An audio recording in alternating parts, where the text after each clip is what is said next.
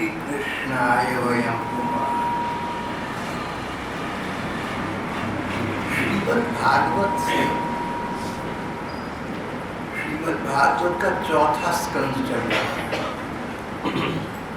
श्रीमद्भागवत 12 स्कंद है, कोई बड़ा है कोई छोटा है। हम चौथे स्कंद से ध्रुव भक्त की कथा कर रहे हैं। ध्रुव एक 5 वर्ष का बच्चा था। ध्रुव की माँ बहुत भगवत और अच्छी महिला थी, पतिपरायणा, सुख समृद्धि से संपन्न, लेकिन सुख समृद्धि की कामना नहीं। उसका पुत्र ध्रुव भी उसी प्रकार का भक्त हुआ। ध्रुव के पिता राजा उत्तानपाद थे। राजा उत्तानपाद सुनीति से, ध्रुव की माँ से बहुत प्रसन्न थे, उसके गुणों को जानते थे। पर एक बार सुरुचि नाम की एक कन्या मिली, जिसकी सुंदरता से इतने आकृष्ट हुए कि उससे विवाह कर लिया। और अब उस सुरुचि के भी उत्तम नाम का एक बालक था। जब से महाराज का दूसरा विवाह हुआ, सुरुचि से विवाह हुआ, सुंदरता के पीछे पागल राजा। वैसे बहुत अच्छे थे सब प्रकार से, लेकिन सौंदर्य का प्रलोभन उनको ले हुआ। राजा अब सुनीति का एक प्रकार का तिरस्कार करने लगे, उससे उपराम से हो गए और सुंदरी पत्नी सुरुचि में लगी रहने लगी। सुनीति के दिल को बहुत दुख पहुंचा, लेकिन सोचा भगवान जो करती हैं हमारे भले में करती हैं, इसमें भी मेरा कुछ भला छिपा होगा। भगवान को प्रणाम किया, शांत भाव से अपने महल में, अपने भवन में रहने लगी। एक दिन ध्रुव अपने पिता राजा उत्तानपाद के कक्ष में, कमरे में गया। वहाँ सुरुचि पास बैठी थी और उसका बेटा उत्तम राजा की गोद में खेल रहा था। बच्चों की आदत एक दूसरे को नकल करने की होती है। ध्रुव को भी सूझा, मेरे पिता है, मैं गोदी में एक तरफ बैठकर मैं भी पिताजी से प्यार करूंगा। जाके पिता की गोद में बैठने लगा। अभी बैठा भी न था कि सौतेली माँ सुरुचि ने बड़े अपमान और धिक्कार भरे शब्दों में कहा कि मूर्ख, अगर राज दरबार चाहता है, राजा पिता की गोद चाहता है, सिंहासन चाहता है, तो तुमने मेरे से जन्म लिया होता। अरे तुझे तो ये स्थान कभी मिल ही नहीं सकता, जाकर भगवान को प्रसन्न कर तब शायद मिल जा। राजा इतना स्त्रीण था, सुरुचि में इतना आसक्त था कि कुछ बोला नहीं। राजा को ठीक बात कहनी चाहिए थी, पर कुछ बोल न सका। ध्रुव को बहुत दुख पहुंचा। 5 वर्ष के बच्चे का दिल टूट गया, रोता हुआ माँ के पास आया। माँ को सारी बात बताई। माँ ने कहा, बेटे तुम्हारी भी माता ने ठीक ही तो कहा, तुम रो क्यों रहे, तुम्हें हंसना चाहिए। भगवान को प्रसन्न करके तुम्हें अपने पिता और परपिता से बड़ा पद मिल सकता है। उसने तुम्हें ठीक दिशा दर्शन किया। असली माँ तो तुम्हारी सौतेली माता है, जिसने तुम्हें भगवान की ओर लगाया है। बेटा तू चला जा यहाँ से, भगवान का भजन कर, भगवान तुझे इनसे ऊंचा पद दिलवाएंगे, ये लोग तेरे सामने झुक जाएंगे। स्वाभिमानी बच्चा ध्रुव घर से निकल पड़ा। अनंत के पथ पर, अनजानी जगह पर, और वहाँ नारद जी इसे मिल गए। नारद जी भगवान के बहुत बड़े भक्त हैं और दूसरों से बुरे बनकर और कई बार संसार में अपयश स्वीकार करके भी भक्तों का और अभक्तों का सबका कल्याण करते फिरते हैं। भक्तों का कल्याण करते हैं, अभक्तों का भी कल्याण करते हैं। नारद जी सर्वज्ञ हैं, उन्हें तीनों काल का ज्ञान है, भूतकाल का, वर्तमान का, भविष्य का।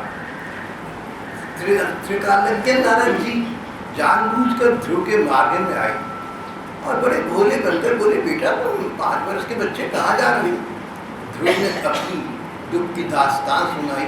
बोले पगले भगवान ऐसा आसानी से मिलते हैं, बच्चों का मान अपमान ही जा घर का।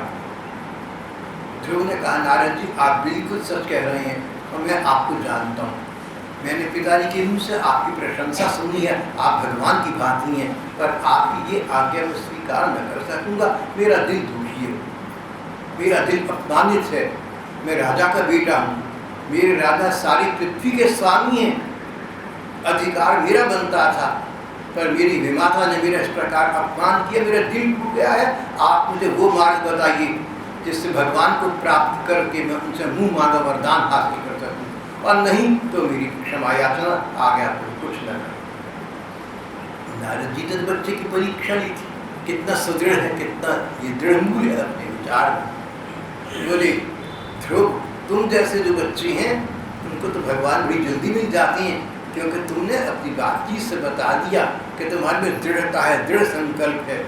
दृढ़ मनोबल से व्यक्ति बहुत कुछ कर सकता है, और जब मनोबल भगवान को लेकर हो तो सारे संसार को जीत सकता है। अब तुम ऐसा करो, तुम मधुवन चली जाओ बेटा, मधुवन मथुरा, तुम मधुवन चली जाओ। वहाँ भगवान कृष्ण ने अनेक वर्षों प्रकट होकर लीलाएं की। भगवान कृष्ण 5,500 वर्ष पहले इस पृथ्वी पर आए थे, 11.5 वर्ष तक वृंदावन रहे, और शेष 12.5 वर्ष उन्होंने, दोबारा कहूँगा, और अगले 12.5 वर्ष उन्होंने मथुरा में बिताए थे। उसके बाद वो द्वारका चले गए थे। 12.5 वर्ष श्री कृष्ण मथुरा में रहे हैं, जहाँ घूमे फिरे हैं, तो मथुरा चले जाओ, उन श्री भगवान का ध्यान करो, उनके रूप का जप करो, मन को इधर उधर भटकने दो, नाम और रूप का आश्रय लेकर तुम भगवान को प्रसन्न कर लोगे, और मुंह मांगा वरदान तुम्हें भगवान प्रदान कर देंगे। ध्रुव ने नारद जी को फिर प्रणाम किया, भगवान आपने मुझे उचित पथ का उद्बोध प्रदान कर दिया। सच कहूँ तो मेरे पिता, मेरे माता, मेरे गुरु, मेरे तो सर्वस्व आप हैं, जिन्होंने भगवान के मुझे उन्मुख किया, भगवान को पाने का मार्ग बताया। मैं आपके ऋण से ऋण नहीं हो सकता, पर इस समय मेरे मन में वही भूत सवार है, भगवान को प्रसन्न करके वरदान मांगने का। प्रणाम करके ध्रुव चलिए पड़े, मथुरा पहुँच गए, मधुवन पहुँच गए।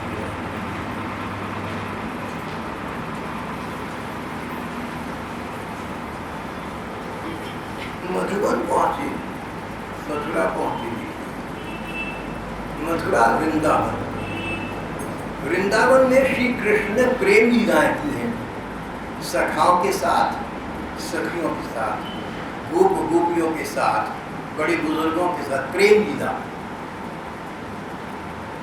और मथुरा में श्री कृष्ण पहुंचे तो आपको मालूम है कंस का वध किया, अपने तथाकथित माता पिता वसुदेव देव को कारागार से मुक्त किया। इस प्रकार राजनीतिक सामाजिक सुधार के कार्य किए। वहाँ से मथुरा से द्वारका चली गई। मथुरा वृंदावन में श्री कृष्ण की लीलाओं की दृष्टि से बहुत अंतर है। वृंदावन में श्री कृष्ण एक ग्वाल बाल के रूप में रहते थे, एक हाथ में मुरली, दूसरे हाथ में कमल।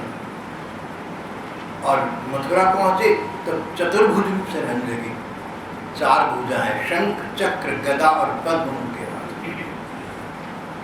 जैसी स्थली हो, जैसी आवश्यकता हो, वैसी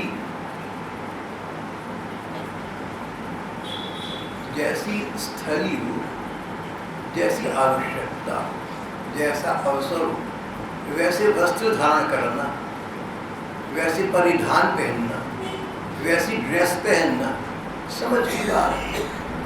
भगवान मथुरा पहुंचे, जानते थे यहाँ पर गोपियों वाली प्रेम लीलाएं तो नहीं होंगी, उनको मेरे कमल से क्या लेना है, मेरी मुरली से क्या लेना है। यहाँ तो धर्म का उत्थान करना है और धर्म का नाश करना है, पापियों का सुधार करना है, पुण्यात्माओं को उनका पुण्य फल देना है। भगवान चतुर्भुज रूप से प्रकट, शंख चक्र गदा पद्म। नारद जी वृंदावन मथुरा के इस अंतर को समझते थे, लेकिन पात्र के अनुसार शिक्षा देते थे। जैसा व्यक्ति, जैसी इसकी मनोदशा, सबके अनुकूल मार्गदर्शन करना गुरुजनों का काम है। सबके साथ एक जैसा नहीं, सबको एक जैसा मंत्र देना नहीं, सबको एक जैसा मार्ग बताना नहीं। जिसके लिए जो उचित है उसको जानकर उसको उचित मार्ग प्रदान करना, जिस पर चलकर वो व्यक्ति अपने अभीष्ट को प्राप्त कर सके।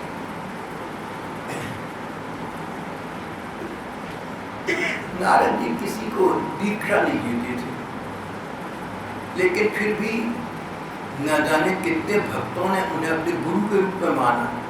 दीक्षा नहीं दी, कोई अनुष्ठान नहीं किया, कोई हवन यज्ञ का आयोजन नहीं किया। नाता वही है जो मन मानता, और नाता जहाँ दोनों के मन मानते हो वो तो सर्वोत्तम नाता है। भगवान पर तो ये बात विशेष रूप से लागू, क्योंकि भगवान मन को ही देखते। नारद जी ने देखा कि ध्रुव तो अपने दादा परदादा से बड़े पद को प्राप्त करने के लिए तपस्या करना चाहता है, भगवान की भक्ति प्राप्त करके उनके सेवा में, उनके हृदय में स्थान प्राप्त नहीं करना चाहता। तो ध्रुव बहुत अच्छा भक्त है। ध्रुव जैसे भक्त शताब्दियों कभी एक हुआ करती हैं, लेकिन वो गोपियों वाला भाव अलग है। ध्रुव के अनुरूप बात बताया, बोले तू मथुरा चला जा, तू मधुवन चला जा। 500 वर्ष पहले प्रेमावतार प्रभु चैतन्य देव हुए, उनके भक्त गोपी भाव के उपासक थे। उन्होंने उनसे कहा वृंदावन चले जाओ और देखो वहाँ जमकर रहना, सुख दुख जो आए स्वीकार कर लेना, वहाँ पर श्री कृष्ण का ध्यान करना। उन सबको वृंदावन भेजा। नारद जी व्यक्ति के अनुरूप उन्होंने ध्रुव को कहा कि तू मधुवन चला जा, तू मथुरा चला जा, वहाँ श्री कृष्ण धर्म का त्राण करने के लिए, अधर्म का नाश करने के लिए बहुत लीलाएं की हैं। वे भगवान तुझे भी तेरी इच्छा पूर्ण करने का वरदान देंगे। ध्रुव जी मथुरा आ गए। अब नारद जी सर्वज्ञ हैं। राजा उत्तानपाद ने जब ध्रुव चला जाने लगा, रोता हुआ 5 वर्ष का बालक, तो अपनी सुंदरी पत्नी के प्रभाव में अपने नन्हे से उस बच्चे को कुछ न कहा। लेकिन जब भूत उतरा सिर पर से तो ख्याल आया कि मैंने बड़ा गलत किया। पता लगा कि ध्रुव तो सचमुच भगवान के मार्ग पर चला गया है। बहुत कष्ट हुआ, बहुत खोजा ढूंढवाया, ध्रुव का नाम पता लगा। अब पिता को, राजा उत्तानपाद को बहुत दुख होने लगा। सोचा 5 वर्ष के नन्हे से बच्चे का इतना अपमान हुआ, सो भी मेरे कारण हुआ। धिक्कार है मुझे कि सुंदरता के पीछे पागल में जिस पुत्र को मैंने पहले जन्म दी उसका ध्यान रख सका। इसमें किसी का दोष नहीं, इसमें सुरुचि का दोष नहीं है। सुरुचि को जो सहज स्वभाव से सूझा सूझा, पर मैं तो पिता था, मुझे तो पता था। अरे सुंदरी पत्नी के वश में होगा, मैं उसका कीड़ा मृग बन गया, उसके हाथ का खिलौना बन गया, चुप बैठा रहा, मूर्ति बनकर बैठा रहा। मेरे बच्चे को कितना कष्ट हुआ होगा। 5 वर्ष का बच्चा जंगलों में चला गया है, तब तो उसे शील चीजें खाती हुई। राजा का पाप उसे खा रहा था, राजा को प्रायश्चित हो रहा था, पश्चाताप हो रहा था, पछतावा हो रहा था। इससे पता लगता है कि राजा उत्तानपाद एक बढ़िया व्यक्ति। हम लोग न जाने कितने गलत काम करते हैं, कोई पछतावा नहीं। पापी लोग आज भी कितने पाप करते हैं, हत्याएं करते हैं, नृशंस हत्या करते हैं, पाप करते हैं। किसी को कोई कष्ट नहीं, इसको कोई पछतावा नहीं। और यहाँ उत्तानपाद पिता राजा को पछतावा हो रहा था, अपनी भूल से उनका अपना मन उन्हें कचूक रहा था। किसी महान व्यक्ति में अचानक कोई कमी रह जाए, ऐसा हो सकता है। पूर्ण तो भी केवल भगवान है, ओम पूर्णमदः पूर्णमिदं पूर्णात् पूर्णमुदच्यते पूर्णस्य पूर्णमेवाय पूर्णमेवावशिष्यते। ये वेदवाणी तो केवल मात्र परमात्मा पर ही लागू होती है। भगवान ही पूर्ण है, कोई व्यक्ति पूर्ण नहीं हो सकता। व्यक्ति में कुछ ना कुछ अपूर्णता बन गई। संत महात्मा है, चरित्र की तो नहीं, पर किसी किसी स्वभाव की कोई न्यूनता देखी गई है। ये बताने के लिए कि अगर ये पूर्ण होते तो परमात्मा हो गए। परमात्मा होना किस भक्त के हित में नहीं, भक्त होना है। सुख द्वैत में है, भक्त और भगवान के मिलन में है। सुख समुद्र की बूंद बंधकर समुद्र में मिल जाने में नहीं है। यही साकार उपासना का प्राकट्य होता है। राजा को पश्चाताप, राजा के संस्कार अच्छे, राजा सब प्रकार से अच्छा था, बस एक सुंदरी पत्नी के प्रलोभन में घुस गया और उसका भी अपछतावा हो रहा था।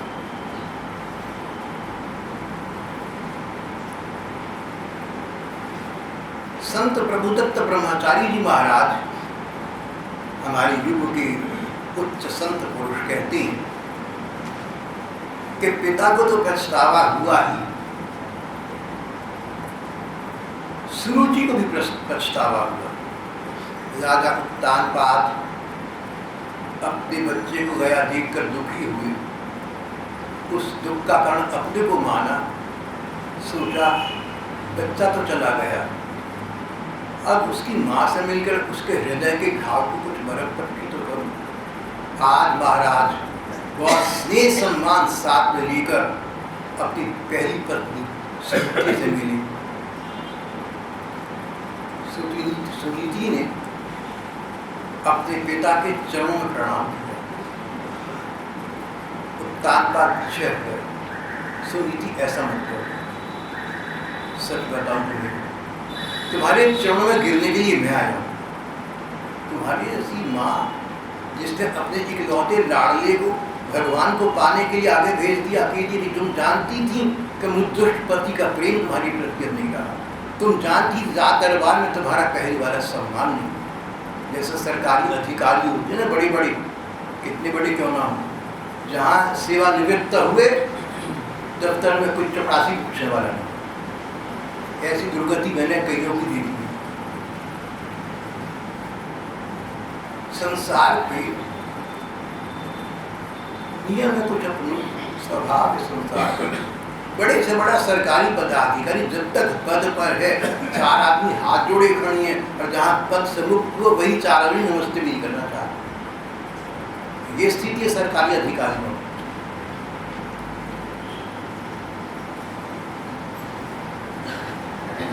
आज राजा उत्तानपाद पत्नी की तपस्या के सामने झुक गए। सुनीति, उसकी नीति सुंदर थी, उसके सिद्धांत सुंदर थे, उसका जीवन सुंदर था, उसकी आत्मा सुंदर थी, उसका भगवत विश्वास था, भगवान उसके परम पिता थे। उस सुनीति के सामने अंततः सुनीति और ध्रुव के त्याग ने संसार के महाराजाधिराज एक छत्र अधिपति उत्तानपाद के चरणों में अवनत कर दिया। जो व्यक्ति भगवान का भरोसा रखकर आगे बढ़ता है, संसार उसके चरणों में गिर जाता है। पीछे पीछे सुरुचि भी आ गई थी, उनको भी खेद था। उत्तानपाद और सुरुचि दोनों सुनीति से कहा कि देवी, हम तुम्हारी अकारण कृपा प्राप्त करने आए हैं। हमारे पास कोई ऐसा कारण नहीं जो बताकर तुमसे प्रार्थना करें कि हम पर कृपा करो, हमें क्षमा करो। अकारण भगवान के भक्त तो बिना कारण के ही दूसरों को क्षमा कर दिया करते हैं। तुम उच्च कोटि की भगवत भक्ता हो, इस अधिकार से तुमसे कह रहे हैं हमें क्षमा कर दो। सुनीति ने कहा, महाराज आप क्या कह रहे हैं? आप पति हैं, पति भगवान का रूप मेरे लिए, मुझे ऐसा नहीं लगता कि आपने गलत किया। और सुरुचि ध्रुव की दूसरी माता, सुरुचि धन्य है जिसने ध्रुव को भगवान के उस पद पर, उस मार्ग पर भेज दिया जिस पर मैं न भेज सकता। राजा ने और सुरुचि ने सुनीति को हृदय से लगा लिया, अपना मस्तक उसके चरणों में अर्पित कर दिया। इसके बाद दोनों अपने अपने स्थान पर चले गए। सुनीति को पूर्ववत सम्मान का स्थान परिवार में प्राप्त हो गया, दरबार में प्राप्त हो गया। पर माँ का दिल, उसका मन कहता था मेरा बेटा न जाने कहाँ होगा भी कि नहीं क्या जाने। चलो, जिन भगवान ने सबका कल्याण किया है वो भगवान उस बच्चे का भी कल्याण करेंगे। राजा को तानपाल उनकी भी मिलती जुलती स्थिति थी। अब उनको संसार की राज्य के सुख भोग सुहाते नहीं थे। मन में लगा रहता था कि बच्चा चला गया, मैंने बड़ा गलत काम किया। राजा क्या, मैं तो राजा तो सारी समाज का पिता होता है, मैं एक बच्चे के प्रति पिता का कर्तव्य पालन न कर सका। मुझे राजा बनने का अधिकार नहीं है, मुझे पिता होने का अधिकार नहीं था, मुझे धिक्कार है। अब तो केवल मात्र भगवान ही मुझे अपनी कृपा प्रदान करके क्षमा कर सकते। राजा को तानपाल अच्छे व्यक्ति थे ना, भूल का आभास हुआ, एहसास हुआ और उस भूल का निराकरण करने के लिए उन्होंने प्रयास किया। आपसे कोई भूल हो जाए ऐसा तो हो सकता है, पर दोबारा वही भूल मत करना। और पहली भूल की जिनके प्रति उनसे क्षमा मांगे, कम से कम भगवान से क्षमा मांगे। दोबारा किसी के साथ वैसा न करने का दृढ़ मूल आग्रह प्रतिज्ञा करिए। नारद जी ध्रुव से मिली थी, सब कुछ जानती थी, राजा की और दरबार की परिस्थिति को, मनोस्थिति को जानते थे। नारद जी जाकर तानपाल से मिली। देवर्षि नारद हरि गुण गाते, वीणा बजाते, जब तब जहाँ तहाँ विचरण करते रहते, कभी देवलोकों में, कभी राज भवनों में, कभी साधारण लोगों में, उनके लिए कोई अंतर नहीं। राजा को तानपाल के पास पहुंचे। राजा ने उनका बहुत सम्मान किया, बहुत आदर किया, लेकिन उसका उतरा हुआ चेहरा देखकर नारद जी ने पूछा, राजन तुम्हारा मुख क्यों सूखा हुआ है, तुम किसने सोचो पड़े हो, तुम्हारे धर्म अर्थ काम में कोई कमी तो नहीं आ गई। नारद जी ने भोले भाव से कहा, राजन तुम्हारे मन में क्या है, देखो तुम्हें पता हो ना किसी के मनोदशा का, तो अपने आप ये सोचकर कि ये तो होगी ही, तो मुझे पता है, आगे की बात तो शुरू कर देना, पहले उससे पूछना भैया क्या रहा। अगर सचमुच उसके मन के क्लेश का कारण वो जो आप समझती हैं तो, और या अब पता लग जाए कि सचमुच क्या है, तो उसके अनुकूल, उसके अनुसार मंत्रणा देना और व्यवहार करना। कोई तो मिलेगा, उसकी बात को ध्यान से सुनना, अपनी मत सुनाने लगे। बड़े बड़े महापुरुष हुए, बड़े बड़े विद्वान हुए, संत जन हुए, आप देखेंगे। अगर आप इससे मिले हो तो आपको पता होगा वे लोग शांत रहते हैं, अपनी बात बहुत कम करते हैं। स्वयं दुखी हो तो दूसरे पूछते भैया तुम सुखी हो। भगवत जन तो ऐसे होते हैं, अपने को कोई कष्ट है और कोई दूसरा व्यक्ति सामने आया, उससे पूछे भैया तुझे कोई कष्ट तो नहीं। अगर उसने यही कष्ट बताया जो भगवत जन को पहले से था, तो अपने कष्ट की चर्चा फिर भी न करके उसको सांत्वना देती है, आश्वासन देती है। आवश्यकता हो तभी अपने कष्ट की बात करती है, नहीं तो अपने कष्ट की बात नहीं करते। पहले ही कष्ट भी है, अपना कष्ट बताकर मैं इसको और क्यों कष्ट बढ़ा। नारद जी ने जाकर उपदेश देना आरंभ नहीं कर दिया। पूछा, राजन अपने मन की स्थिति से आप मुझे अवगत कराइए। और फिर देखिए बड़ी गहराई की बात कही नारद जी ने। धर्म अर्थ और काम में से किसी कमी तो नहीं आपको आ गई। धर्म के अनुष्ठान करना, यज्ञ करना, श्राद्ध करना, तीर्थों पर जाना, धर्म के अनुष्ठान करना। अर्थ अर्थव्यवस्था, रुपया, पैसा, धन संपत्ति, इनका विचार, काम, शरीर सुख की कामना है, मेरे शरीर को सुख मिले, मेरे अंग अंग को सुख मिले। हमारे धर्म ग्रंथों ने चौथा पुरुषार्थ कहा है मोक्ष, संसार के बंधन से मुक्त होकर भगवान की हो जाना, इसे मोक्ष है। नारद जी ने मोक्ष का नाम ही नहीं लिया। जानते थे कि ये व्यक्ति मोक्ष क्या प्राप्त करे, जो श्रेण है अपनी सुंदरी पत्नी के वश में आकर बच्चे का, उसकी माँ का अपमान कर चुका। तो जैसे नारद जी जब ध्रुव को मिले तो उन्होंने वृंदावन की बात नहीं की, मथुरा की बात की। व्यक्ति के अनुसार उत्तान पाठ से उन्होंने कहा, ये नहीं कहा कि भैया धर्म काम मोक्ष तो चलो, नहीं, मोक्ष का नाम ही नहीं लिया। मोक्ष तो बात की बात है, देखा जाएगा। वर्तमान में बोले धर्म का अनुष्ठान तो करता है। अनुष्ठान का मतलब, धर्म के अनुष्ठान का मतलब सकाम कर्म। वेदों ने इस प्रकार के अनुष्ठान, इस प्रकार के नियम बताए गए हैं जिनका पालन करने से व्यक्ति को अपनी कामना की पूर्ति प्राप्त हो। वेदों का 90% भाग इस प्रकार का।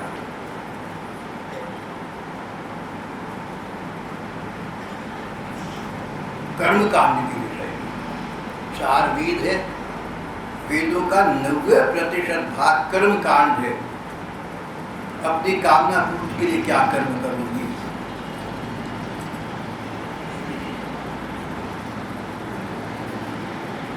राजन देवर्षि की बात सुन,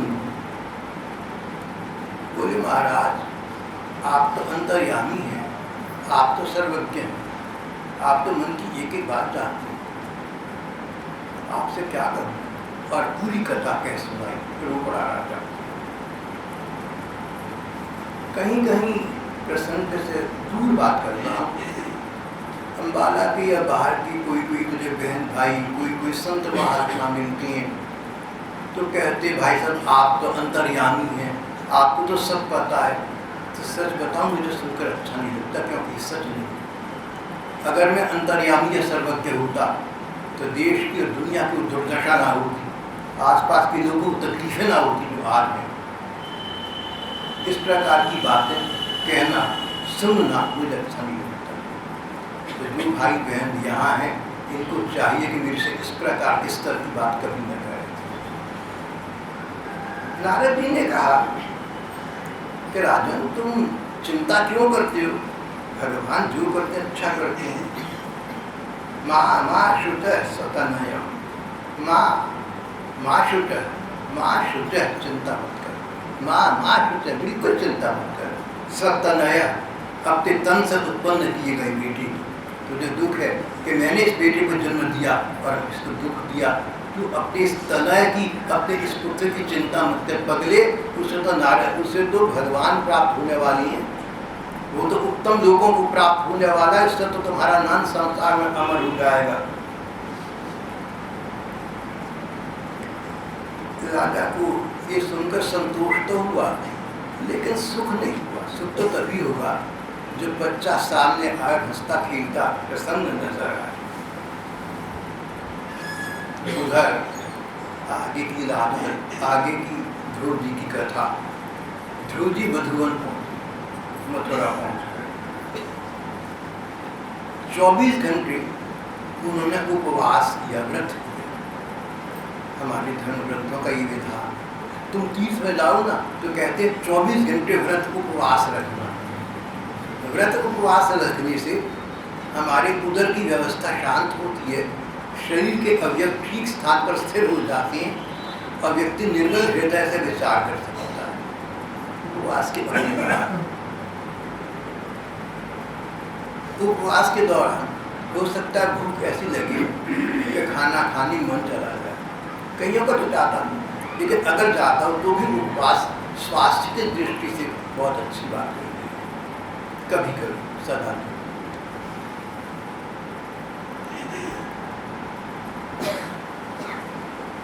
ध्रुव जी ने मधुवन में पहुंचकर यमुना जी में स्नान किया। उस रात पवित्रता पूर्वक उपवास करके नारद जी के बताए गए मार्ग से चतुर्भुज भगवान की आराधना आरंभ कर दी, घोर तपस्या की। पहले 3 रात के बाद कैथ और बैर के फल खाकर निर्वाह किया। दूसरे महीने में 6 दिन के पीछे सूखे घास और पत्ते खाकर भगवान का भजन किया। तीसरा महीना 9 दिन केवल जल पीकर समाधियों के द्वारा श्री हरि की आराधना करके बिताया। चौथे महीने श्वास को जीता, 12 दिन के बाद केवल वायु पीकर ध्यान योग के द्वारा भगवान की आराधना। आप देख रहे हैं सब जगह एक बात सांझी कॉमन आ रही है, वो है करके भगवान का ध्यान दिया।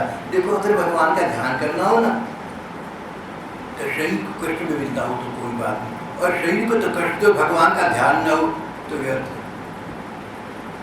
जब हम भगवत प्राप्ति के लिए, भगवत प्रसन्नता की प्राप्ति के लिए भगवान में मन लगाकर इस प्रकार की तप तपस्या करते हैं तो ये सफल हो जाती है, और नहीं तो मूर्खतापूर्ण काया कृष्टि से कोई लाभ नहीं। नारद जी ने भगवान को दृष्टिगत रखते हुए ये सब किया। नारद जी दोबारा कहूँगा, ध्रुव जी ने भगवान को दृष्टिगत रखते हुए सब कुछ किया। नारद जी से इस प्रकार का उपदेश प्राप्त होता। अब इतना करके नारद जी की स्थिति उच्च योग प्राप्त, समाधि प्राप्त योगी की हो गई। अब तो ये हो गया कि वो प्राण वायु का निरोध कर, श्वास रोक लेती, अव्याकी रहती, वायु पान करती, बस अंदर जो श्वास की वायु है बस वही है। उन्होंने अपना नस निरोध कर लिया, अपने शरीर के अवयवों पर अधिकार कर लिया, समाधि की स्थिति प्राप्त कर ली, योग की स्थिति प्राप्त कर ली, शरीर धर्म से ऊंचे उठ गए। जो शरीर के धर्म है ना, सोकर सोना, सोकर उठना, नित्य कृत्य से निवृत्त होना, स्नान करना, दिन भर अपने कार्य करना, भोजन रात को, ये जो शरीर धर्म है, ध्रुव जी इनसे योग समाधि के द्वारा ऊंचे उठ गए। ये सारी बातें उन्हें करनी पड़ती थी, सुने न सुने कोई अंतर पड़ने वाला नहीं, खाएं न खाएं कोई अंतर पड़ने वाला नहीं, नित्य कृत्य से मुक्त हो गए। अनावश्यक तत्वों का शरीर से विसर्जन होता रहता है प्रतिदिन, उनका समाप्त हो गया। अब उन्हें ये सारी बातें समाप्त हो गई, मानो दिव्य शरीर मिल गया हो, मानो देवताओं वाला शरीर मिल गया हो। और ये ध्रुव जी इस प्रकार समाधि योग में भगवान के ध्यान में तल्लीन थे। आंखें नीची हुई हैं, भाव नयनों के सामने भगवान विष्णु है, शंख चक्र गदा और पद्म उनके हाथ में है, उनके चेहरे पर खिलापन है, मुस्कान है, उनकी दृष्टि ध्रुव जी पर है, बहुत करुण दृष्टि से प्यार भरे नयनों से ध्रुव को देख रहे हैं। ध्रुव भगवान विष्णु को ऐसे चरणों का, ऐसे श्रीमुख का ध्यान कर रहे थे। ध्यान में ध्रुव जी बार बार भगवान के चरणों में मस्तक टिकाते हैं, भगवान दोनों हाथ पकड़कर बाह पकड़कर ध्यान में ध्रुव जी भगवान का ऐसा चिंतन कर रहे हैं।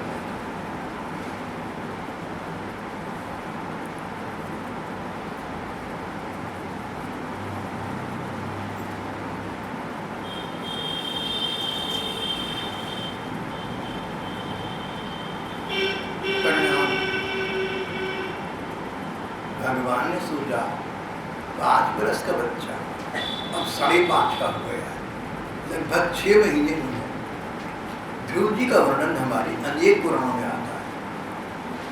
उनमें लिखा है कहीं पर तो है 5 महीने, कहीं लिखा है 5.5 महीने, कहीं लिखा है 6 महीने।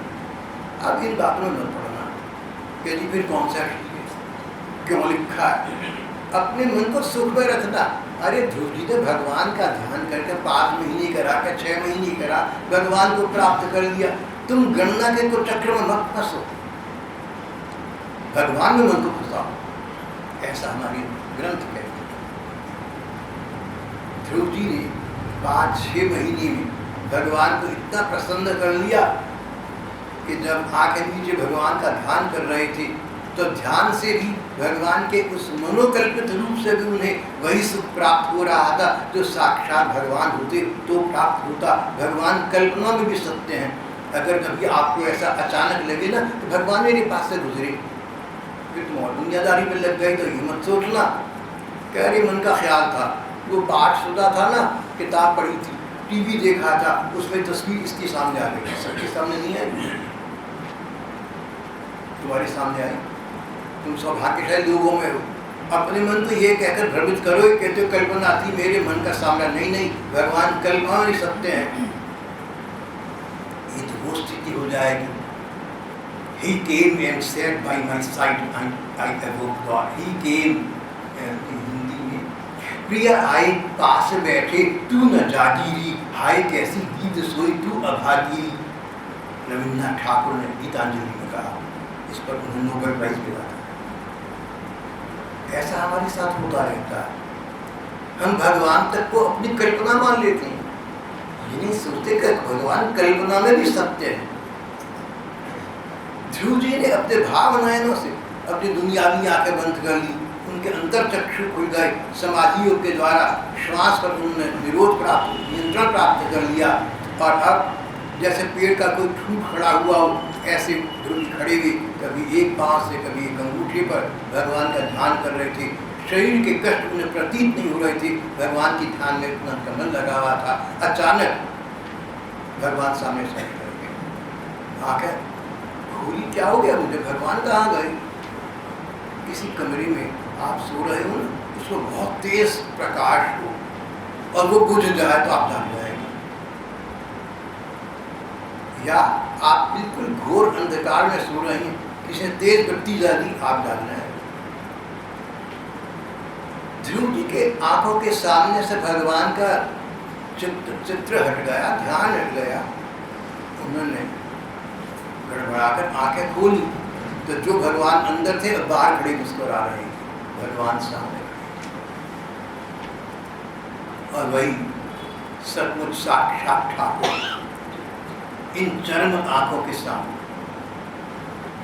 इन दुनियावी आंखों के सामने। देखो, जिस आंखों से ध्रुव जी ने 5.5 वर्ष की उम्र में भगवान का साक्षात्कार प्राप्त करा, अगर हम लोग इस उम्र में जहाँ आज हैं होकर भी उन भगवान का इन खुली आंखों से साक्षात्कार प्राप्त न कर सके तो जीवन का परम सुख अभी प्राप्त नहीं किया। उसके लिए प्रयत्न करना चाहिए, कभी न कभी हो जाएगा, पर प्रयत्न सतत लगातार होना चाहिए। ध्रुव जी ने आंखें खोली, भगवान को सामने देखा। ध्रुव जी भगवान से कुछ कहना चाहती थी, उनकी स्तुति करना चाहती थी, भगवान आप सब कुछ है, मेरी सब कुछ आप है, दुनिया में सब कुछ आप है। लेकिन कुछ सुझा नहीं, 5.5 वर्ष का बच्चा क्या कहता। भगवान मन की बात जान गए। उन्होंने अपना शंख ध्रुव जी के एक कपोल से, एक गाल से छुआ दिया। 5-5 वर्ष के बच्चे वैसे बड़े बड़े लोग उनके गाल पर प्यार करने लगते हैं, कुछ काटने लगते हैं। भगवान विष्णु ने अपने हाथ से स्पर्श नहीं किया, अपने शंख से स्पर्श। भगवान का शंख 4 वेदों का साकार रूप माना गया है। वेद सब वेदों में आप जानते हैं, अनुष्ठान की आप परम आवश्यकता बताई गई है। 90% कर्म कांड है, 80%। अब ध्रुव जी ने तपस्या की थी, भगवान प्रसन्न होकर सामने आ गए। ध्रुव जी के मन में तो ये था कि मेरी कामना पूरी हो जाए, इसलिए भगवान ने अपने हाथ से उनका स्पर्श नहीं किया, अपने शंख से उनका स्पर्श किया। सकाम भाव से कर रहा है, इसको वो प्राप्ति जो जैसा चाहता है भगवान वैसा।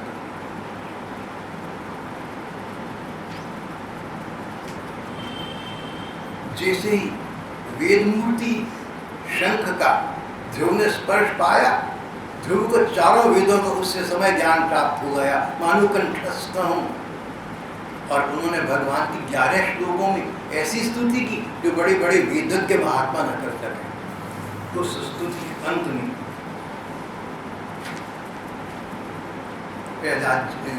ध्रुव जी ने जो बात कही तो मुझे अच्छी लगी, शायद आपको भी अच्छी लगेगी। वो अंतिम प्रार्थना बता रहा हूँ। उन्होंने कहा, भगवान गऊ अपने तुरंत के जन्मे बछड़े को दूध पिलाती है और जंगली जानवरों से बचाती है, उसी प्रकार आप मेरे जैसे मूर्ख प्राणियों की कामना पूर्ण करें। जैसे गाय अपने नवजात बछड़े को दूध पिलाती है, जंगल के शेर आदि जानवरों से बचाती है, इस प्रकार आप मुझे अपना वात्सल्य प्रदान करें। जो प्यार मुझे अपने जन्मदाता पिता से नहीं मिला, वो प्यार आप परम पिता परमात्मा मुझे प्रदान करें और मुझे जंगली जानवरों से काम, क्रोध, लोभ, मोह इत्यादि से बचाएं। भगवान मुस्कुराते हैं। ये प्रार्थना बड़ी विचित्र है। एक और ध्रुव कह रहे हैं कि मुझे काम, क्रोध, लोभ, मोह से बचाएगी। वे माता ने मेरा अपमान करा, मैं अपने बुजुर्गों से बड़ा पद प्राप्त करके दिखाऊंगा। ये सब बातें तो मोह की, क्रोध की। और ध्रुव कह रहे हैं इनसे आप ही रक्षा करें। एक प्रकार से ध्रुव जी का कहना ठीक भी है, जब मेरे शत्रु हैं तभी तो मैं आपसे कहूंगा कि रक्षा करिए, शत्रु ना होगी तो रक्षा प्रार्थना क्या होगा।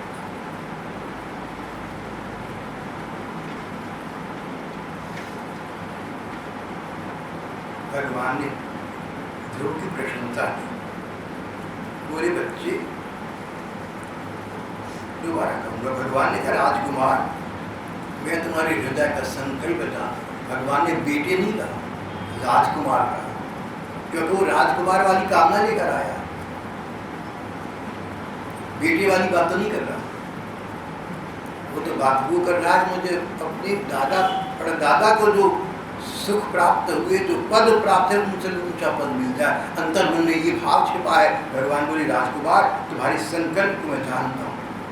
जो स्थान तुम्हारे पिता प्रपिता को न मिला, जो पद उन्हें न मिला, तुम्हें मिल जाएगी। तुम्हारी कामना है, तुम्हारा मैं तुम्हें वरदान देता हूँ, तुम्हें ध्रुव पद की प्राप्ति होगी, ऐसे लोक की प्राप्ति होगी, ऐसा साम्राज्य प्राप्त होगा जो लगातार अनंत काल तक चलता रहेगा। तो जिसने जो मांगा भगवान ने उसको बोल दिया। कोई भगवान से कुछ मांगता है, कोई कुछ मांगता है। ये यथा माम प्रपद्यन्ते तथैव भजाम्यहम्। ब्रह्मवेद पुराण में श्लोक आता है। जो मुझे जैसे भजता है मैं उसको वैसे भजता हूँ। जो मांगो सो मिलेगा। संसार को मांगो तो संसार मिलेगा, भगवान को मांगो तो भगवान मिलेंगे। ध्रुव ने संसार को चाहा था, भगवान ने उसको ध्रुव प्रदान कर दिया। फिर कहा ध्रुव जब आगे जाकर तुम्हारे पिता तुम्हें राज्य देकर स्वयं संन्यास्त हो जाएंगे तो तुम्हें अपने पिता का राज्य पद प्राप्त होगा। तुम्हारी माता सुरुचि ने कहा था कि ये पद तो भगवान को प्रसन्न करके मिल सकता है। तुझे भगवान प्रसन्न करें। पर इसके बाद तुम्हारे मन की कामना थी राज्य पद प्राप्त करना, शोक पूरी करना। भगवान ने कहा मेरा कर्तव्य है। हाँ, उसको प्राप्त करने के बाद परलोक में तुम्हें ध्रुव लोक की प्राप्ति होगी, जो बड़े बड़े संतों को, ऋषि मुनियों को, देवताओं को प्राप्त होगी। उसके बाद तीसरा स्तर आएगा। ये भगवान ने बात की, भगवान ने अपनी जैसी बात की बोले। और उसके भी बाद तू मेरे अपने धाम को पहुंच जाएगा। ये तो नावर्तति गता, जहाँ जाकर फिर वापस नहीं आना पड़ता, स्वर्ग लोकों में जाकर वापस आना पड़ता है, सब जगह जाकर वापस आना पड़ता है। अब तुझे अंत में पहले इस संसार के सुख भोगेगा जिसकी तुझे कामना है, फिर दादा परदादा से बड़ा पद ध्रुव लोक का राज्य उसका सुख भोगेगा जो तेरी कामना है। और उसके बाद तू मेरे उस धाम में आ जाएगा जहाँ सब संस्कार संबंधन समाप्त हो जाती है। चिंता मत कर। ध्रुव ने जैसा चाहा भगवान ने वैसा कर दिया। भगवान ध्रुव को वरदान देकर अपना अंततः पद प्रदान करके देखते देखते उसके सामने अपने लोग को चली गए।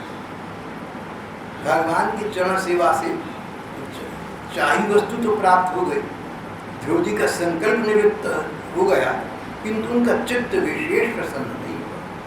अब उनके पिता को बाद में पछतावा हुआ, अभी पछतावा हुआ, पछतावा दोनों को हुआ, दोनों का, पिता का पछतावा लौकिक दुनियादारी का हुआ, अच्छा हुआ है संसार का, और बच्चे को 5.5 वर्ष के बच्चे को पछतावा हुआ, लौकिक नहीं है, सांसारिकता का नहीं है, अलौकिक है, भगवान को लेकर है। उसके मन में ये था, अरे मुझ मूर्ख ने भगवान को प्रसन्न करके राज्य प्राप्त कर लिया, संसार का, ध्रुव लोक का। इन भगवान को प्रसन्न करके गोपियों ने तो भगवान को ही प्राप्त कर लिया। मैं कहा पीछे रह गया। भगवान के दर्शन का ये प्रभाव है, तो ध्रुव को अब प्रेम योग का पता चल गया। अब वो अपने मन में ये भाव लिए हुए पिता की राजधानी पर वापस चली। शेष प्रसंग अगली बार।